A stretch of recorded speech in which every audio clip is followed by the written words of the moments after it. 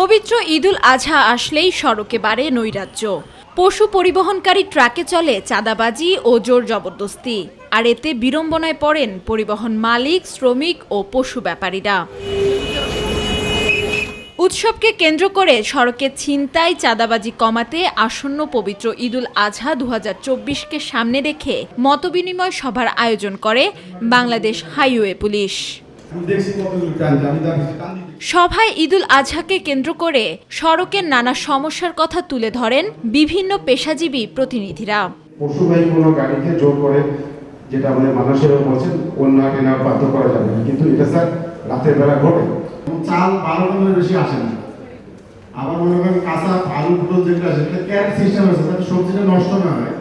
এ সময় সড়কের দুর্ঘটনা এড়াতে ফিটনেসবিহীন যানবাহন তুলে নেয়ার অনুরোধ করেন বাংলাদেশ সড়ক পরিবহন মালিক সমিতির সভাপতি মশিউর রহমান রাঙা।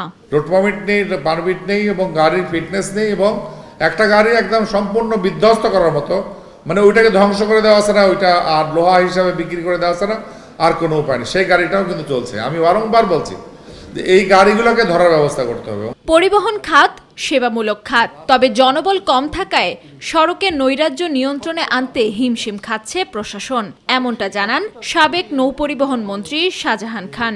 সড়কের নিরাপত্তা, সড়কের শৃঙ্খলা, সড়কের দুর্ঘটনা হ্রাস করা, এই দায়িত্বটা মালিক এবং শ্রমিক এবং পুলিশ সকলে মিলেই কিন্তু আমরা করছি। হাইওয়ে পুলিশের তৎপরতার কারণে এখন রাস্তায় ডাকাতি সেটা প্রায় শূন্যের কোঠায় এসে দাঁড়িয়েছে।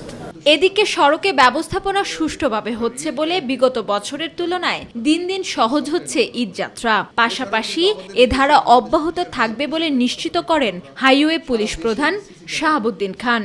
আমরা হাইওয়ে পুলিশের প্রতিটি ডিউটি, সে চেকপোস্ট করুক, সে পেট্রোল করুক, সে প্রসিকিউশনের কাজ করুক, যে কোনো কাজ করুক, এইটাকে স্বচ্ছতা এবং জবাবদিহিতায় আনার জন্য আমরা প্রত্যেকের কাছে আমরা বডি অন ক্যামেরা দিয়ে দিচ্ছি, এবং আমাদের অফিসাররা, সুপারভাইজিং অফিসাররা তাদের মোবাইল ফোনে এবং যে কোনো ডিভাইসে কিন্তু প্রতিটা মুহূর্তে দেখতে পাচ্ছে।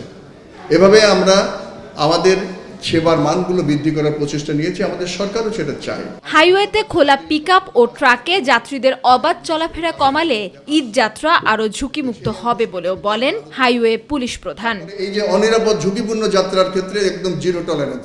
আমেনা হীরা, মাই টিভি, ঢাকা।